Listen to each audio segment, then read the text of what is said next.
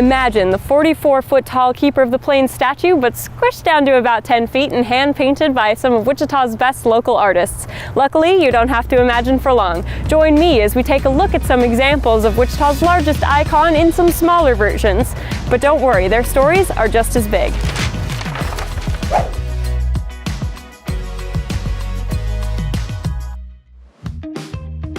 One of the great things that the Chamber did was allow me the artistic freedom to choose what I wanted.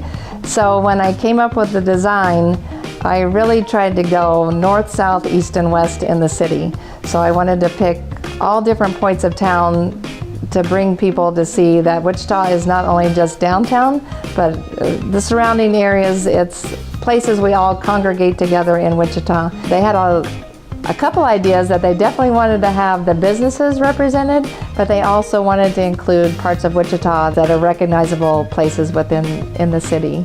And so I was thinking in my head, I really want to do postcards, because one of my favorite murals in town is on Reuben Saunders Gallery. So I thought this is an ode to that postcard mural in different places in the city. I looked at favorite places again in town that I'd done with the College Hill Keeper, and so thought about, I love the painted doorways that has been a part of the art community. I looked at the parks, like Riverside Park in particular with the rocket ship was a place that I took my kids a lot. I wanted to include the zoos we have in the area, so I have a part of a giraffe there to represent the zoos. Botanica is another one of my favorite places. Another part of this keeper are the ribbons, and ribbon dancing at powwows is something I really enjoy looking at when I go to a powwow, and so I wanted that flow of the color and the rhythm and the movement. We have a lot of wind here sometimes, so I wanted those ribbons blowing. And I had a student, a former student, Annika Vanover, who came to help me paint a few of those details on this part. So sometimes I like to bring students in or former students to help paint.